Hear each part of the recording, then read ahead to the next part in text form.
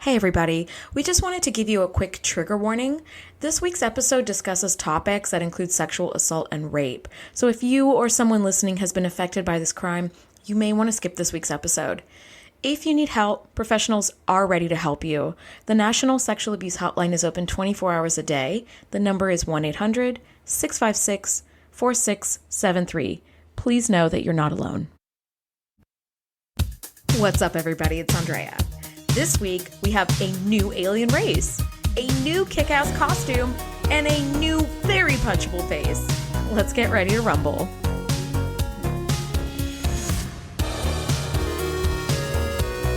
Welcome to the TNG Podcast, the number one place in the Alpha Quadrant to geek out about all things Star Trek: The Next Generation. I'm your co-host, Shereese. Hey, I'm your co-host, Andrea. Today we're talking Season 5, Episode 12, entitled Violations.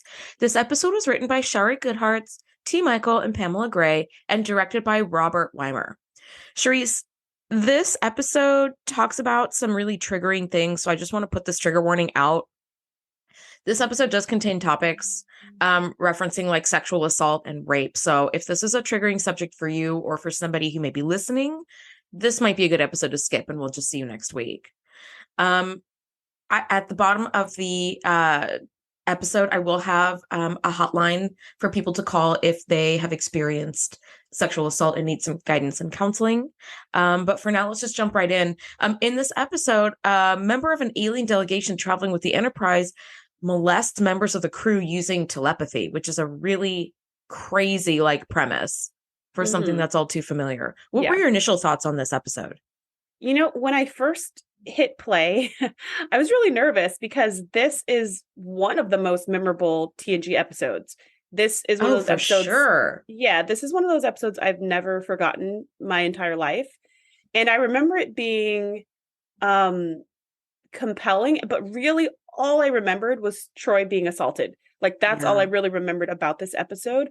So I was really nervous going into it because I've never done a scene by scene analysis of it. And I didn't know how graphic it was going to be. It's kind of like when we watched the game and all I remembered was the really cringy, orgasm faces. And I was kind of what I don't know what to expect from this episode. And then I watched it and I was like, oh, that's not the whole episode. That's a few scenes, but the whole episode, so many other things.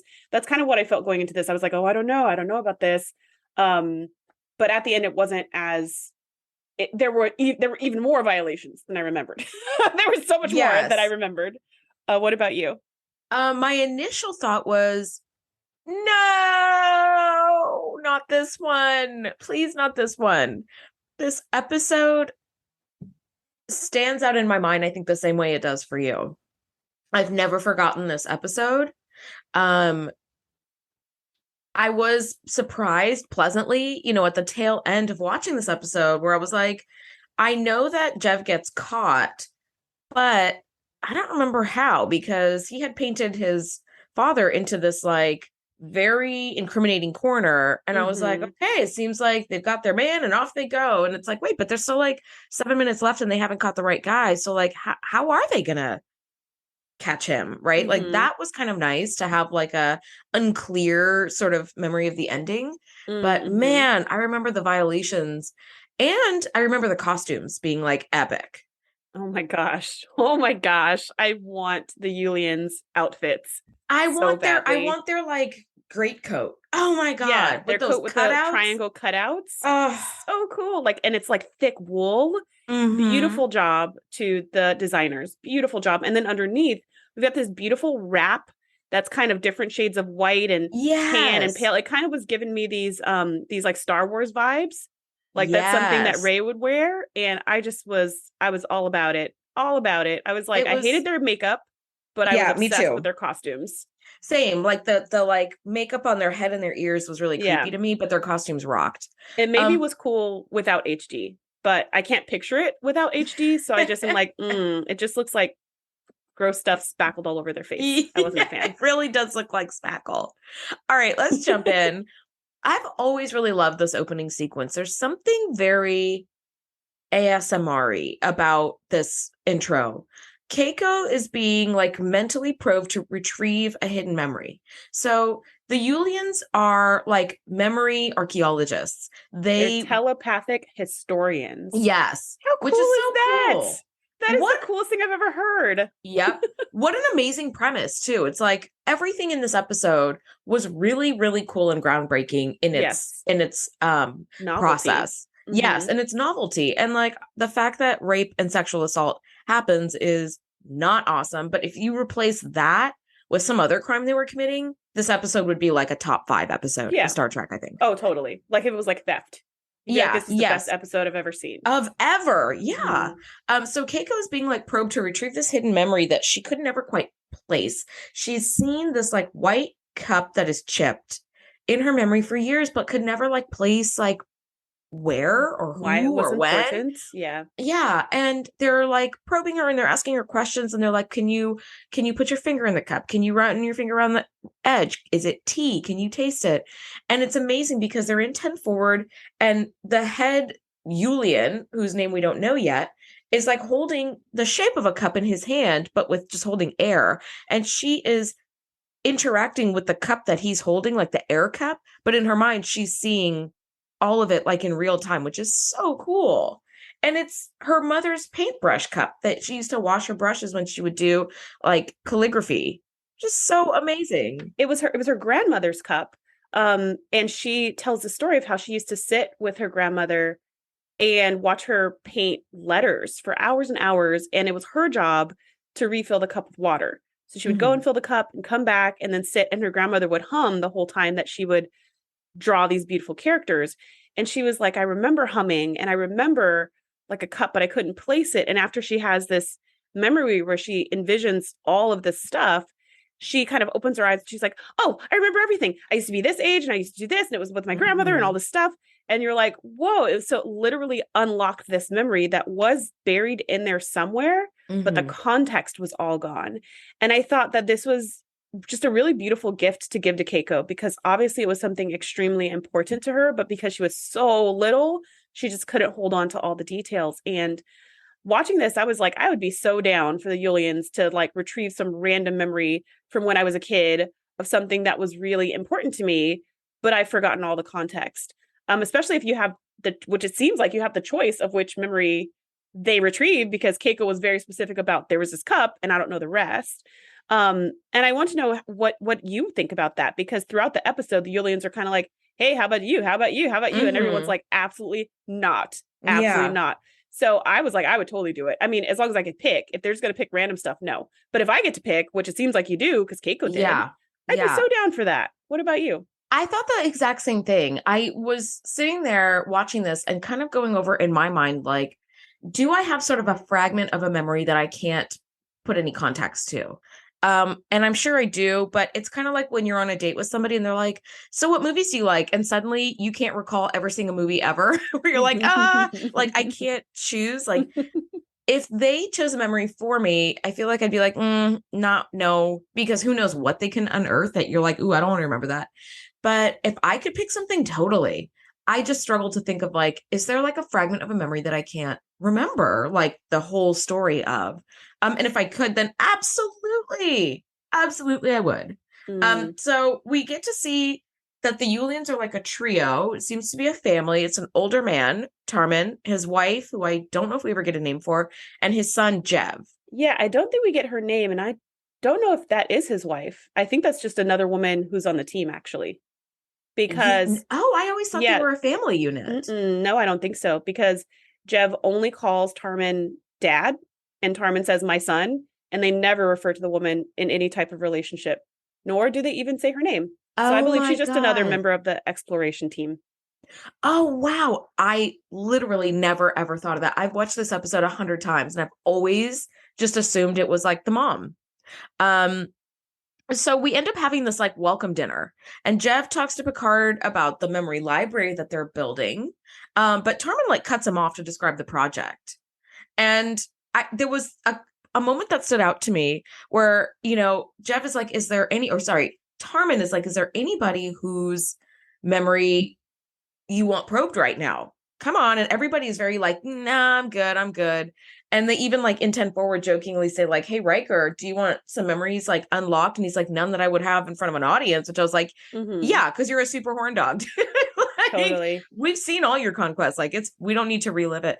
But Beverly is like, Captain, you might have some very interesting memories that could do with some exposing. And he's like, nah, I don't think so. And she's like, are you sure? Winky wink. And at 8 minutes and 20 seconds, Picard gives her the biggest stink face ever in response. He's like, I don't know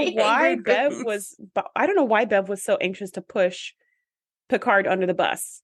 I was like, what does she want to know exactly? Like, any memory she wants from him, he'll probably just tell her. So I don't know why he's so like, she's so, Captain, you should do it. You really should. There's only once in a lifetime, blah, blah, blah, blah, blah.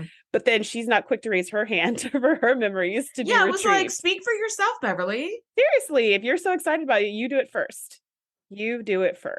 Yeah. So I don't know. Everybody was very, very hesitant to get their memories exposed for whatever reasons. I guess they don't have a lot of privacy on the ship. So that's maybe their one thing. I mean, they don't even have locks on their doors. Maybe that's the one thing that they have that can be private. Who knows? The memories.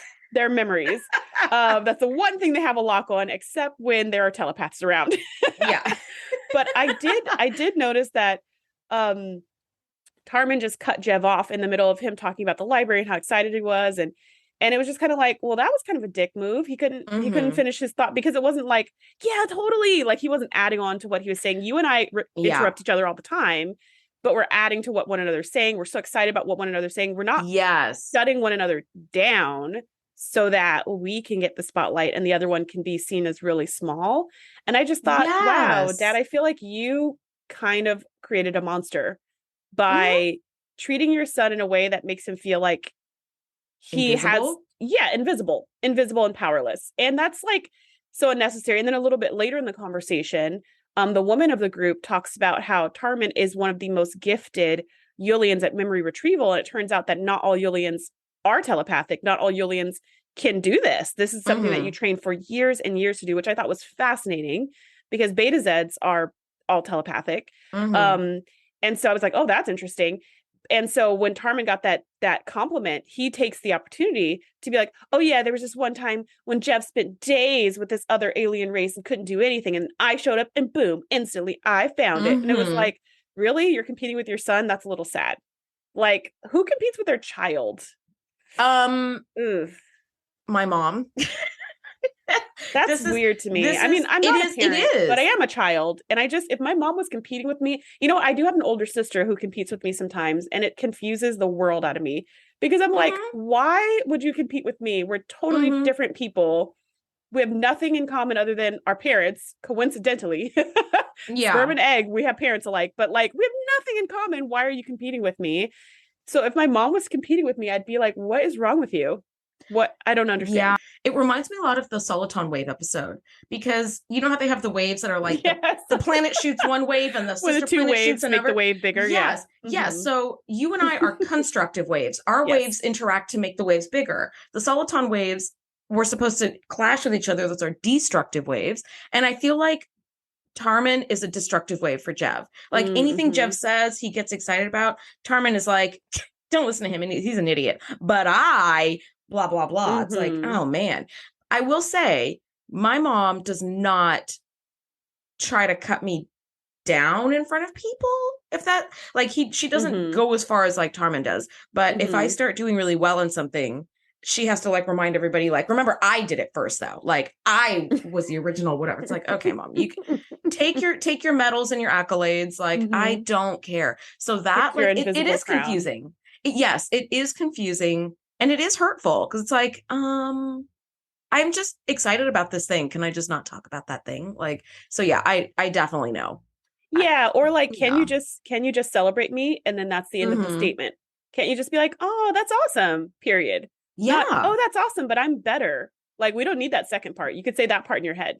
Like, we don't need that. Yeah. Troy really understands that too. Like she goes, Jev at some point gets up and just walks away from the table because Tarman's cutting him down in front of everyone. And everyone else is just kind of looking around awkwardly. And Troy excuses herself to go and say, hey, you know what? I have a mother just like that. And, here's what I try to do to cope with it. And And Jev's like, does that ever work? And Troy's like, no, it doesn't. Absolutely not. But it's what I try to do to cope with it. And it's just, but I'll let really you know when it does. Yeah. It's a really cute moment. And, as she walks away to her quarters and is like wishing him luck, he smiles. And I just like knowing that he is this is spoiler alert if you haven't seen this episode, he's the perpetrator. He's the bad guy. And like, I cannot unknow that in watching this. Yeah. But as she walks away and he's like smiling behind her, I just thought to myself, this is what it's like growing up as a woman in America. And I can't speak to other countries, but I can speak here, that as a woman, we are just conditioned that our beauty and our femininity can be dangerous, that we can be hurt just because we are female. And being nice to guys specifically can lead to pain. And this scene right here is like, I feel like it's every woman's nightmare. And it's certainly been mine many, many times. Yes. Where you're just harmlessly nice to somebody. You're just nice, like a normal, nice person. And that person becomes like a stalker, or they get really creepy, or they start following you around, or they like all these things. And then it makes me as a woman never want to be nice to a man ever again, right? You don't just want to be polite. You don't want to be casually polite, because you never know when it's going to become something dangerous or scary or creepy or unsafe. And so, I lived in New York for a number of years, and I remember just being catcalled constantly, which can be nice for your self-esteem, I guess. But for me, it just was like danger, danger, danger, danger. I remember guys following me around in the store, guys trying to follow me home, guys sitting on my doorstep when I got home. I mean, and guys always yelling at me, why don't you smile? You need to smile. Why don't you look prettier? Yeah, you should smile more. Yeah, all this stuff. And it's like, because if you do the nicest thing, if you do just a simple like, oh, smile, or how's your day? Suddenly some guy's trying to break into your house and rape you. And it seems like a really big leap for some people listening, perhaps, but it's really not. It's really not. 1 in 3 women are molested, and that's a lot. That's almost all of us. That's 1 in 3 that actually come forward, by the way. So it's almost all of us. And absolutely. And it happens usually with people that we know, but when it's strangers, a lot of times it's strangers that we've been casually nice to, like someone you smile at the bar. That doesn't mean you want to get raped in the bathroom. You're just smiling and being polite. And anyways, this whole scene for me was very, I don't know. It just kind of hit struck a chord inside of me of just being like, see, that's why you can never be nice to anyone. Like it's so dangerous to just be a normal, nice person. And I'm when I'm on public transportation, when I'm out and about, I have a face on. I do not smile at random people. Like I don't do all that unless it's a really safe, well-lit public space, because of this scene right here. That's all I'll say. Yeah. I'm off my high horse. And it's totally fine, because if there are men who are listening who would be offended by this, it's like, then stop being part of the culture that like perpetuates this kind of violence. Like, although I can imagine anybody who loyally listens to you and me, 2 women, talk about science fiction are probably not the men who are going to be perpetuating. Oh, they're absolutely not. No way. Not the men. No. And also it's probably a very small portion of men, right? Yeah. All the men that I know would never do anything like that. Would never even dream of doing anything like that. Yeah, of course not. Of course not. It's just like that small fraction that make it dangerous for all of us, and that give like all men a bad name. It only takes a few. It's a few bad apples that like spoil the whole bunch. And it's like, yeah, I mean, I'm a very smiley and chatty person. And I can't tell you how many times somebody has mistaken just my friendliness for flirtatious behavior. And then you have to have that like really awkward, like, I wasn't flirting with you. Like, please back away. Like, now you're freaking me out. Like, not cool. Yeah. Troy didn't have to leave the table to comfort Jev. Something that Jev says really hit me, where he said, my father finds it amusing to demean me in public. I reached the point where I don't want to hear it anymore. And I was like, oh, like I have been in that position and it's awful.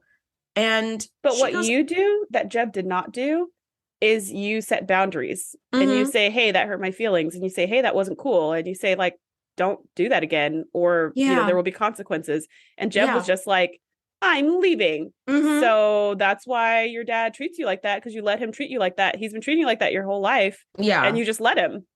Yeah. And you let him. You absolutely don't have to. You don't have to. So You she don't have goes to out take of her that way to crap. give him some comfort. And yeah, as she leaves, like Jev's smile turns into like a creepy leer. And you're like, oh, fuck. You know, like already knowing where this is going to go. This is where things start getting really bad.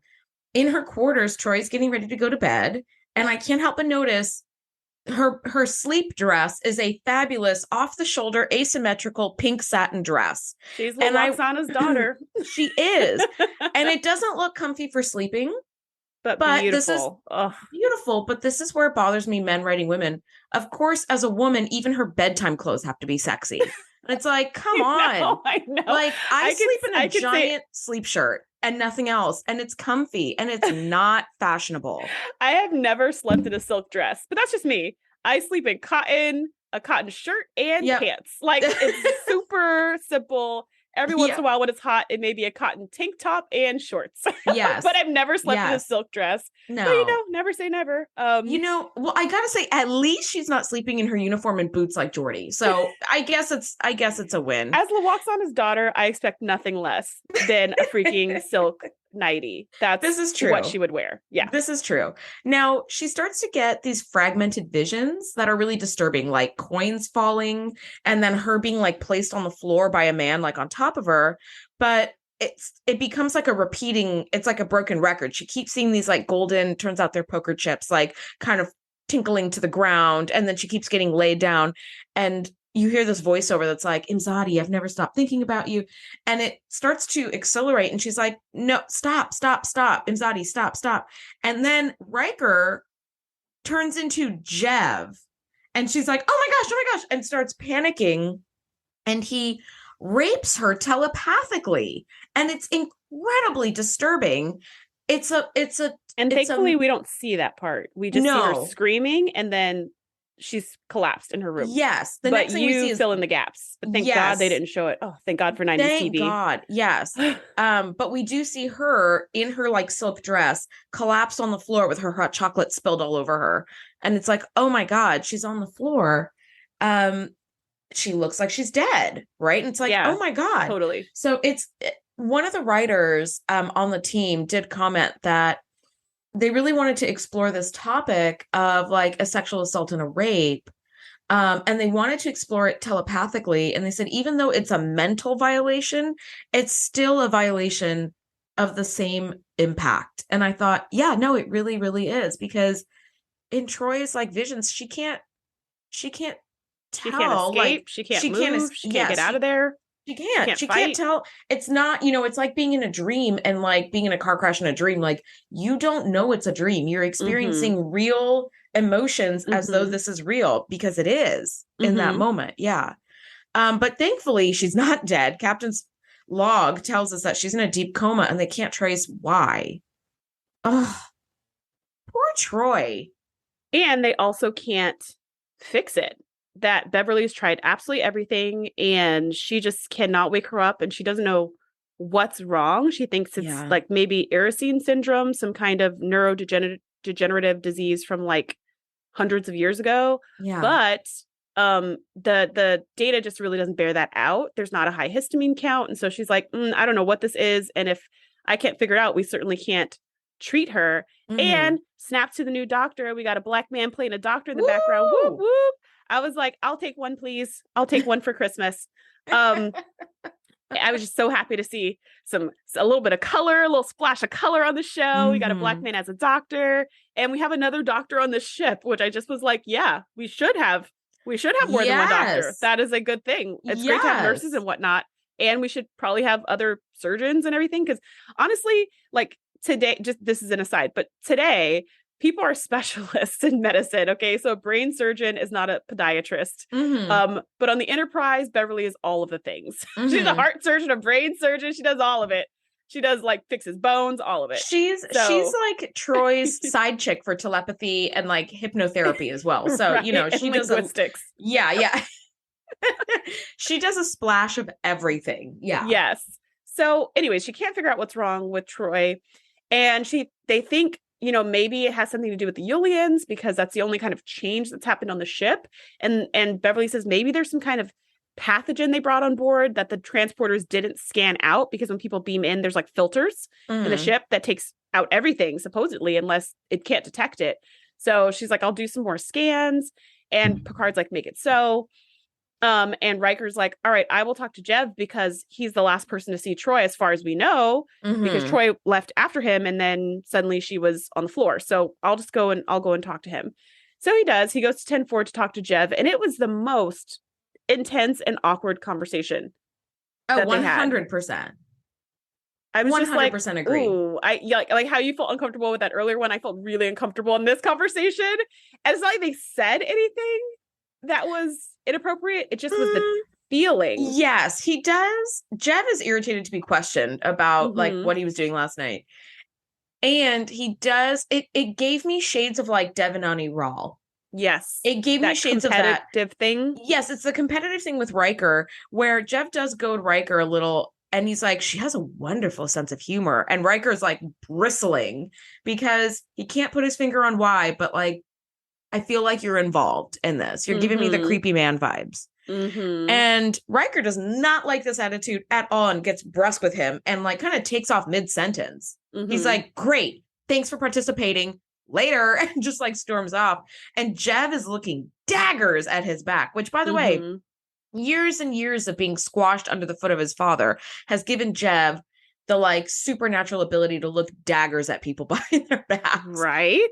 Yeah, it's made him so mean. Yes, and I wrote "uh-oh" again in my notes. It's like, this cannot I go honestly well. didn't know what was going to happen after this, because, like I said, all I remember is Troy being assaulted. So I was like, huh.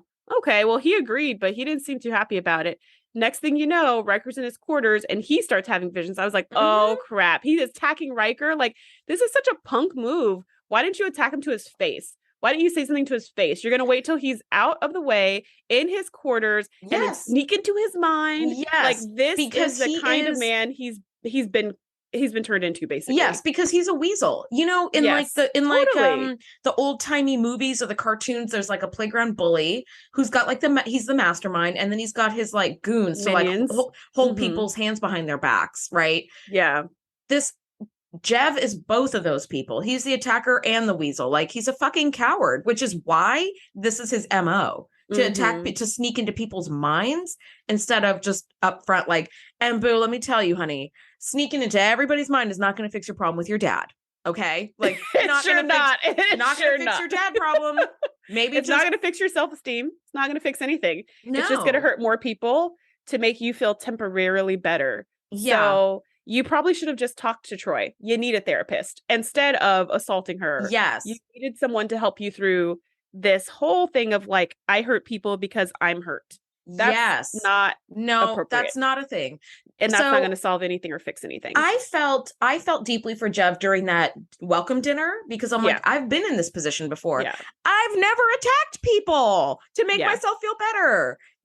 So when people, I'm just going to disclaim right here, when people end up, hurting people and their excuse is like along the lines of like, I never got hugs as a kid. Like, yeah, a lot of people didn't. This is not a choice that they made, and you're choosing this. So at some point, you have to take responsibility for your fucking behavior and like 100%. Your autonomy. It's both things. You can feel sorry for how Jev is treated by his father and be outraged by how Jev is treating other people. Yes. Both things can happen at the exact same time. Like, that is fine. It's not like all black or white, or he's a good guy or the bad guy exclusively. Yeah, like there are times there are times in his life where he's being victimized, but there are certainly times in his life where he's victimizing others, and his victimization does not give him any kind of right to do that, to hurt anyone else at all. Yeah. So he goes and assaults Riker. Riker has this vision of, it's a memory, just like with Troy. It was a memory that then gets twisted and warped and distorted. Yes. So like a horrifying nightmare that puts them in a coma. Yeah. His memory is of a time when he was in the warp core, in engineering next to the warp core. Something went down. Something was happening with the warp core. Some sort of warp core breach in progress or something. Some kind of breach, radiation. I guess if it breached, the Enterprise would blow up, but some kind of leak. And the radiation was all over the place. And instead of being Geordi, it was Riker going, go, go, go. I wrote that. I wrote, Riker does the Geordi maneuver when the containment door is coming down. maneuver. And you're like, why is Riker even there? I don't know, but he's there. And so he's trying to get everybody out. And there's a guy who runs up to him and goes, hey, Ensign so-and-so is still back there. Ensign Keller's in there. Is in there. You can't close the doors yet. You have to like go and get her. And Riker actually goes to start to go get her because he's a total Gryffindor. And he's gonna just like face danger, you know? And Geordi, being a Ravenclaw, is like, fool, no, radiation, So are you the Ravenclaw in this situation? Because I'm 100% the Gryffindor in this situation. I'm like, I'm running in to save them. And you're like, yeah, in this maybe isn't a good idea. I'm gonna be, normally I go with the Gryffindor, but in this one for sure Ravenclaw. I'm gonna be like, yeah, radiation leaks for the whole ship. We're closing that door. Sorry, Ensign Kelly. And I mean, Riker does try to beam Kelly out. She's screaming from inside there. It's Keller. Yeah, let me out. Yeah. It's Riker does try to beam Ensign Keller out, but I guess the radiation, who knows what, this person cannot get out their trap, which is awful. And these are the kinds of decisions military personnel have to make all the time, where they have to sacrifice one life or a few lives to save a whole bunch of lives. Yeah. And it's honestly a super hard decision, which is one reason why I never went to the military, because I can't make this kind of decision. Yep. So I need to just not even be in the driver's seat there. But it was a nightmare for him, understandably so. And it kind of makes me think it's a little bit like PTSD, right? Or PTSS. Like, of course, I think all of these officers are going to have memories of stuff like this, where they made a call that led to someone's death. Mm-hmm. And it's something that haunts them from time to time. So this memory is just like really heartbreaking, because he really is like, and the guy's just like, you killed her, you killed Ensign Keller because you let the doors come down. And then that turns into Jev, and Jev's like, you killed her, you're a killer. And Riker's just like, no. And then he passes out, and you just see him passed out in his quarters. So you're like, oh man, it's like, it's a nightmare you can't get out. It's just a really scary thought. Really interesting and really terrifying. Very terrifying. The fact that like we know as the viewers that like Jev is the one doing this, because both of the attackers or both of the like nightmares like turn into Jev. So it's like, okay, so it's fucking Jev.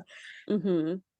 But like the thought that like you can't escape is just the worst. Like I do from time to time, I get nightmares often. Mm-hmm. But from time to time they become like night terrors, where it's like they're deeper and they're stronger and they last longer and you can't really break out of it. Mm-hmm. And it is kind of like that, where you're like, oh my God, like it's just your brain is like twisting some horrible like memory into like something awful, right? Or like just creating like a horrible dream out of like no memory. It's just creating a scene, you know? Right. Mm-hmm. And it's awful.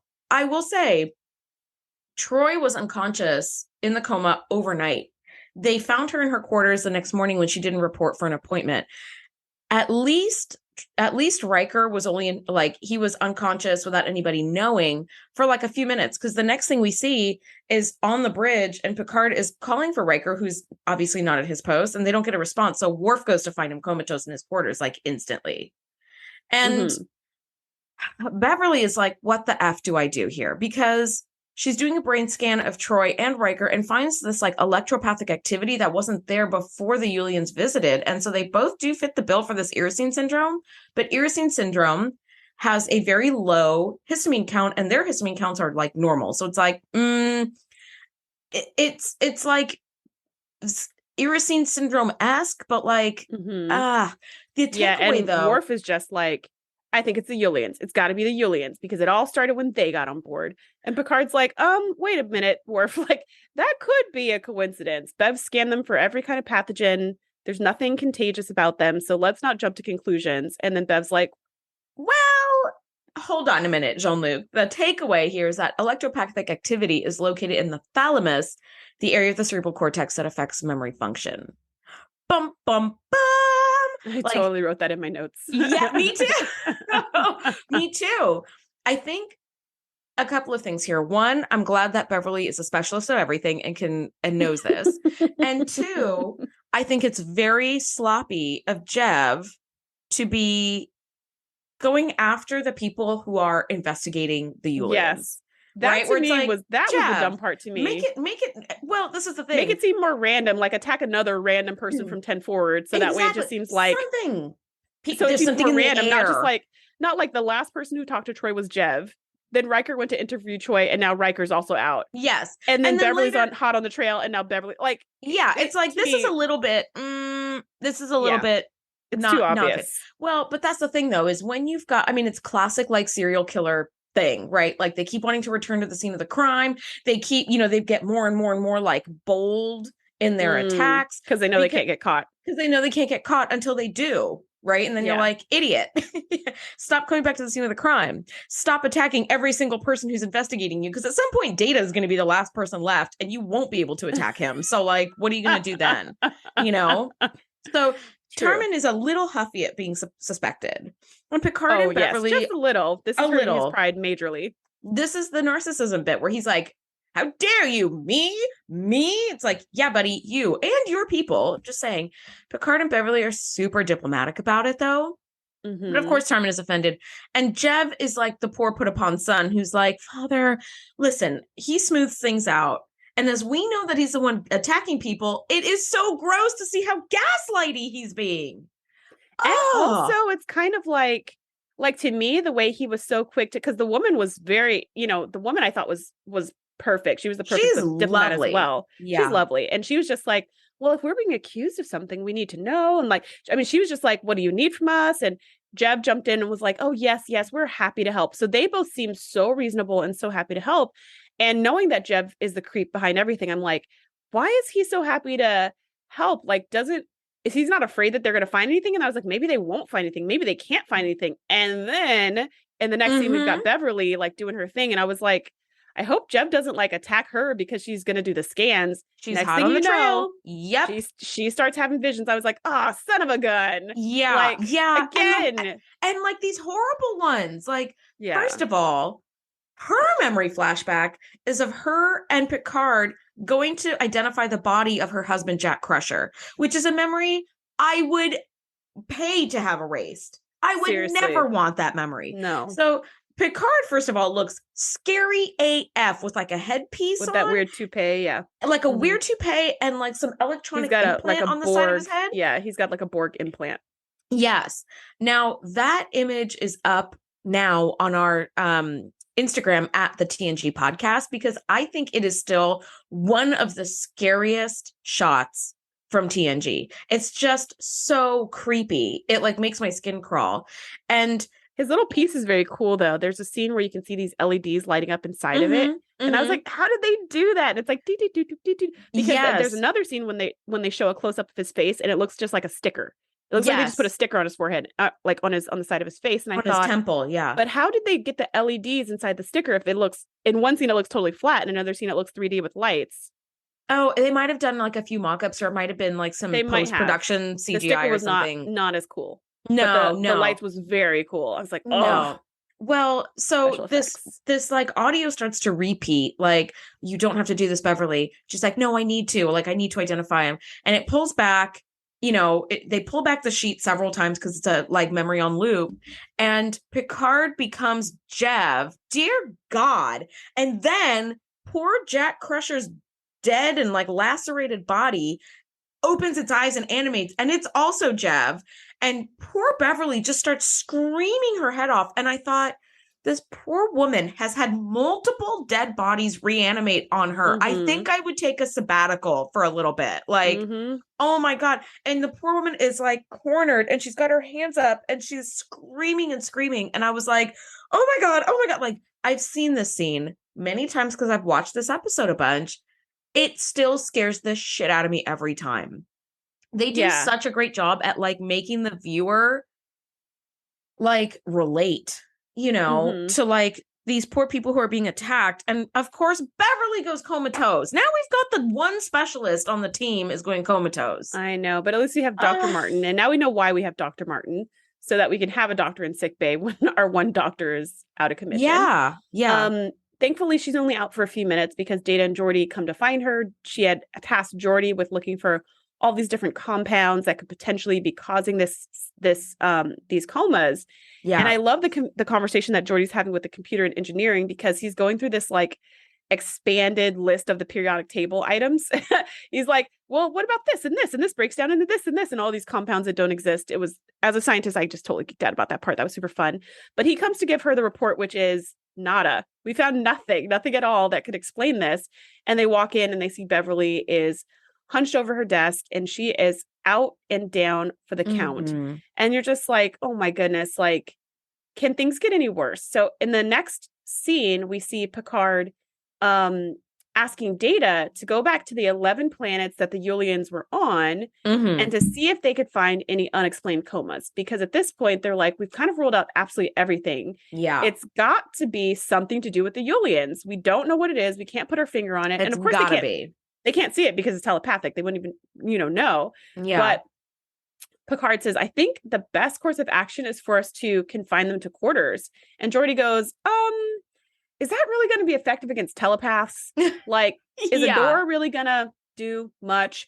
And then Picard goes, well, I don't see we have any other choice. Is a guard going to do much? Is putting them in the brig going to do much? It's the same problem as long as they're physically still on the ship. And I thought that's a really good, both are really good points. That my first thought was like, what's that going to do? And then when he explained it, I was like, oh yeah, that's true. There's nothing, if they're doing something telepathically, there's nothing they could do to stop them. They could take out the whole ship if they wanted to, except for Data, as you mentioned before. And I also want to say that what's interesting about how they kind of twisted the idea of rape into mental violations is that, as you see with Troy, it was a sexual violation in her mind, but with both Riker and Beverly, there was no sex involved at all. Yeah. It was just as traumatic and invasive and destructive, but it wasn't sexual. And so I actually do like that. And I think that's what took the edge off of this episode for me, is that it wasn't about sexual assault over and over and over. Because I watch a lot of crime dramas, as you know, and I read a lot of crime novels as well. And they there's this one author, I had to stop reading his books because every single book, women are getting raped over and over. And I'm just like, every book, there's like 20 books in the series, every book. And I was just like, I just can't keep reading about women getting assaulted. Like, pick a different thing that people could do to another person. Yeah. There's some other kind crimes of crime you can do that are not sexual. Pick a different crime that you could be investigating, because it's like this detective stories. And so I just had to stop reading it. So I actually really appreciate that in this episode, that they are saying violations could extend beyond sexual violations, which is true.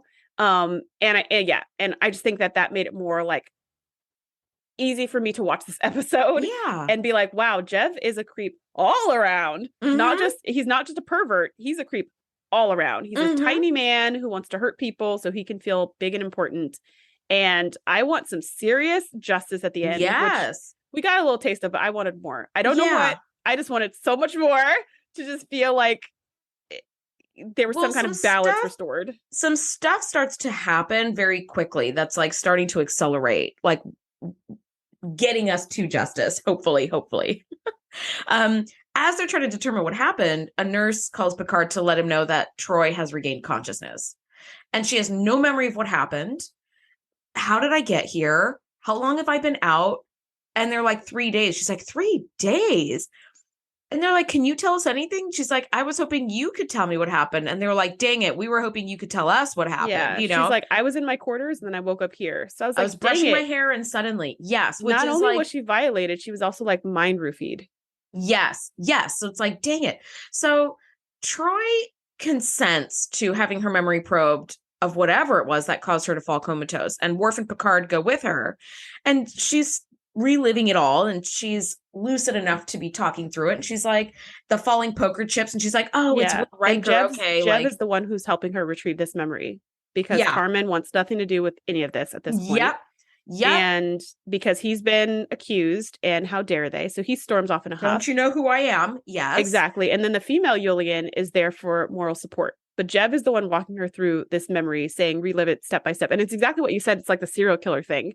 It's like when the serial killer is the detective or whatever, you know. Yes. You're like, shit. So she ends up reliving the rape, which is like, oh my God, how awful for her. A second time. Poor Deanna, but Jev supplants his face in the memory with his father's face. So then Deanna comes to and she's like, it's Tarmin, it's your father. And Jev's face looking distraught is so fucking punchable. I was like, I wanted to reach into the TV and punch this dude in the face. Like, he's looking like, oh, my father. Oh my God. How awful. And I was like, wow, dude. Wow. Like, fuck you in particular. Like, this guy makes me so mad. Now, Jev does meet with Picard on his own and says, And this is the part where I was like, oh my God, like evil leveling up. Like if you want your people to press charges against my father, you're free to do so. And I understand the punishment for this kind of crime can be quite severe. And in my mind, I was hearing that song, "You're as cold as ice." Like, I'm just hearing this like piano playing, like the piano. But all I'm hearing is "You're as cold as ice," because the lengths that Jeb is willing to go to exact revenge on his narcissistic father is terrifying. Like, he is willing to destroy people's lives. Yes. To like get some petty revenge on his dad. Tarmin. Yes. But you know what he's not willing to do? You know what he's not Confront him? willing to do? Yes, just have a conversation with his dad and set some boundaries. That's what he's not willing to do. Yeah. But he is willing to just go planet to planet to planet, assaulting people left and right to make himself feel better. Destroyed lives in people's wakes. I mean, I guess he doesn't, because he wipes their memories. He roofies them.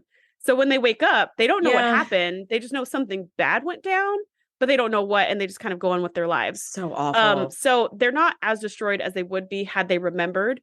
However, he's absolutely going through and attacking people willy-nilly to make himself feel good. And then when he gets caught, he skirts to the side and puts the spotlight on his dad, like as ultimate revenge, because it was convenient.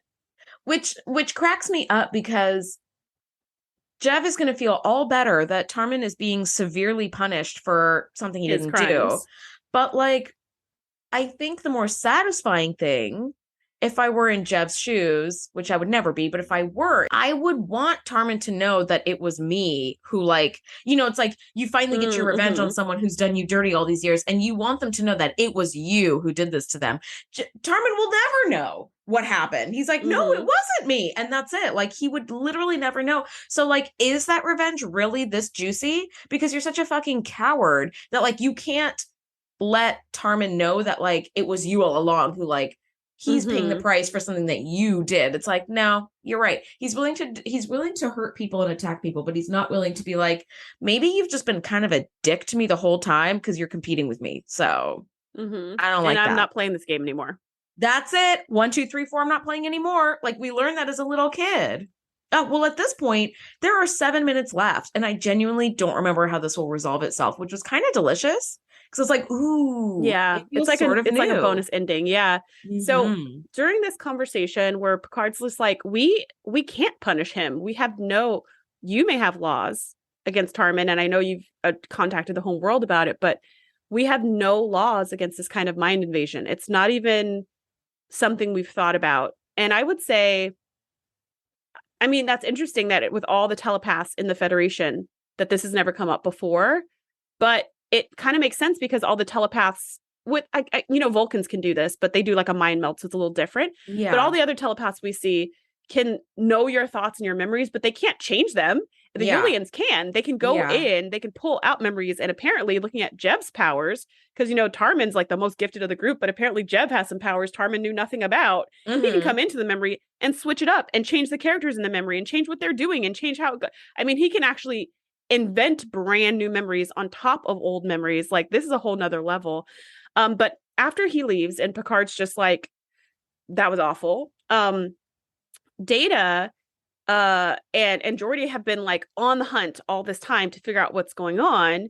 And Picard tells Data, inform all the planets that have been affected by these comas so that they know what really happened, because they deserve to know the truth. Yeah, they deserve to know that their coma was not Erisine syndrome, that it was actually this mental assault. So now like the charges are stacking up. And Data and Geordi are like, okay, we will do, but we're not done with our investigation yet. When we finish, we'll inform everybody. And so as they're kind of looking through all the details, they're like, this is weird. We're seeing all these different. At first, they were looking for comas and they didn't find any. And they looked for Erisine syndrome. And then they found all these cases of Erisine syndrome all over these planets. And they're like, okay. And at this point, you're like, oh, so this wasn't just like a 1-time, 2-time, 3-time thing on the Enterprise. This is a pattern that's probably been going on for years, for as long as you've had this ability, which is awful. Terrifying. Yeah. Oh my gosh. Just like how many people. So anyways, we go to Troy's quarters and Jev. Well, before that, Data and Geordi do realize in their findings that there are 2 planets who had recorded unexplained comas that weren't Erisine syndrome. But Tarman was on his home planet at the time. And the only person who was present through all of the comas was Jev. So now it's like, uh-oh, the team. So now they know what we know. Yes, now they know what we know. That it was Jev like a fucking sociopath. Along. Yep. And Jev, like most sociopaths, gets a kick out of returning to the scene of the crime, and he pops by to visit Troy to apologize for his father. Okay, buddy. And say goodbye. And I wrote in my notes that creepy little worm, because he comes by to apologize and say goodbye, and he really was going to just like walk away. But then Troy, being Troy, is very nice to him and is just like, it's not your fault. It's your dad's fault. You're not responsible for his actions. I mean, she's just so like understanding. She's nice. Yeah. She's just a nice person. She's like a regular old nice person. Yes. And he turns and looks at her with this predatorial stare and is just like, why do you have to be so nice? Why do you have to be so lovely? And then he puts his fingers to his temples and starts assaulting her mentally again. And you're just like, because she was nice to you, like this is why I don't like being nice to people. This right here. So you never know what's going to happen from you just being casually nice to just be a regular person. Yeah. So as she's starting to have these visions, she's like, it was you all along. And she realizes it was him. And you just see her like kind of getting weaker physically. She goes to reach for a comm badge and he grabs her wrist and pulls it away. Rips it off of her. Yes. He rips off the comm badge and you're just like, oh crap, she's so screwed. And you just see her kind of like she's getting weak because this mind violation causes them to freaking pass out.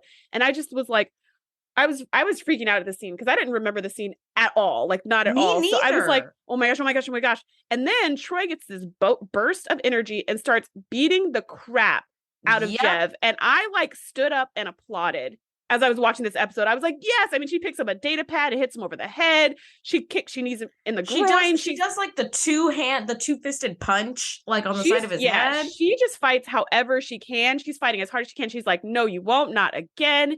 And he's way too strong for her. Like he like quickly overpowers her.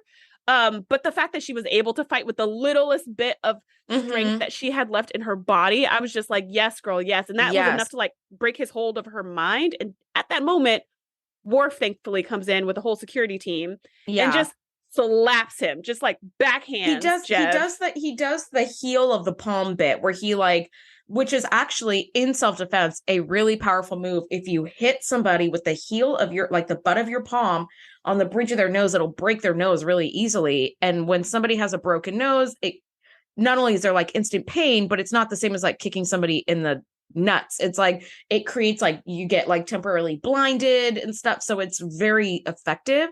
And he comes in and just delivers the heel submission to this dude. Oh my God. I actually rewound that part to watch it again. I was like, yeah, like it was just really, I like was totally surprised. And then, you know, Worf kind of holds his arms back and you're like, yeah, we got you, sucker.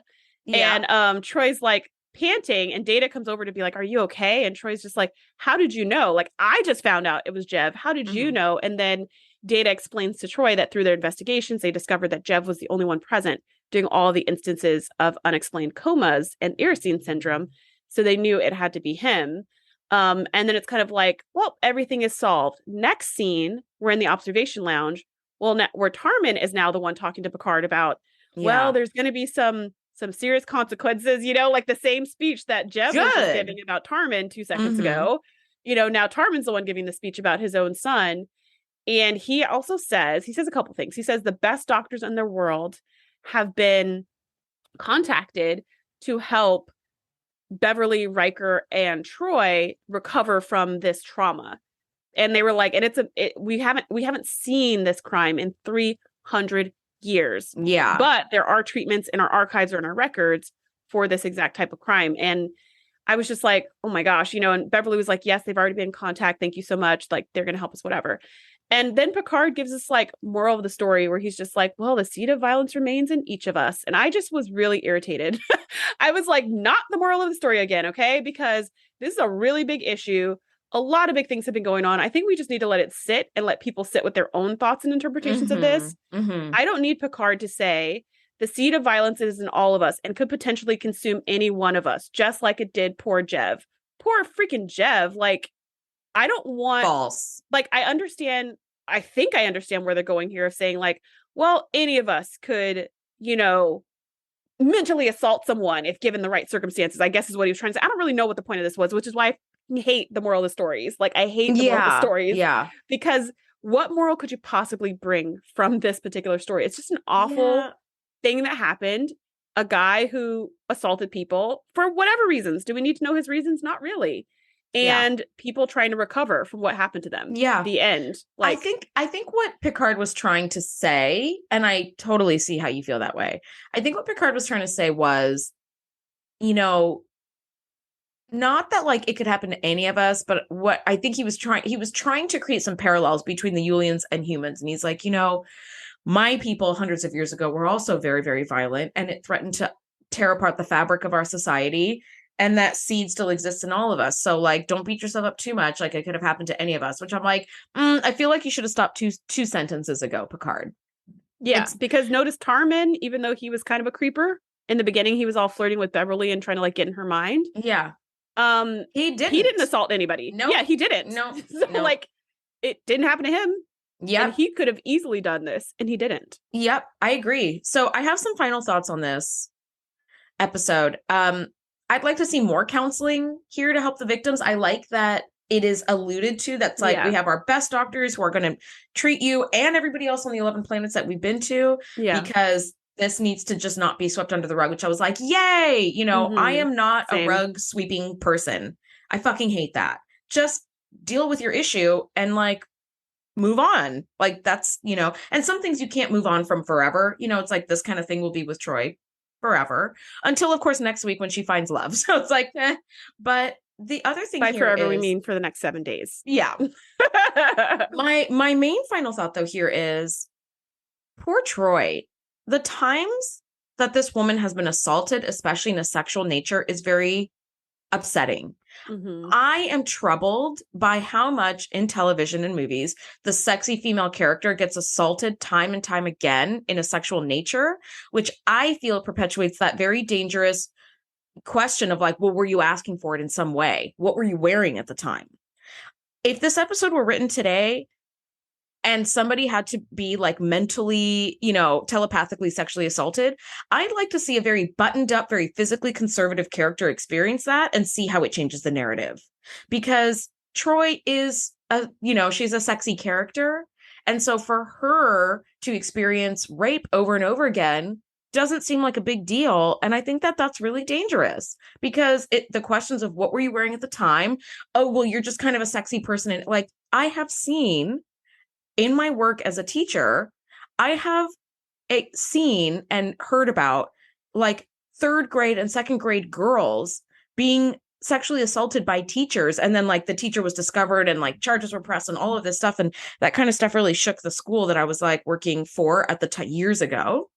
I'm not there at that school anymore, but I cannot tell you how many times male and female teachers were like, well, that girl has always acted kind of like overly sexual for her age. And it's like, wait a second, that does not in any way explain or make it better as to like why like a pedophile was like preying on these students or this counselor or this whatever. Like that to me, I fucking hate the like, what were you wearing at the time? Or were you asking for it by being sexy in some way? Like that is not the message at all. And I feel like I hear you. And I feel like they don't do that. They do that to Troy in writing where she's always the one getting assaulted, but the crew does not do that to her. Like at no point were they like, here we go again, Troy. It's always you, isn't it? You know what I mean? Like they didn't do any victim shaming. They were just very understanding. I don't know.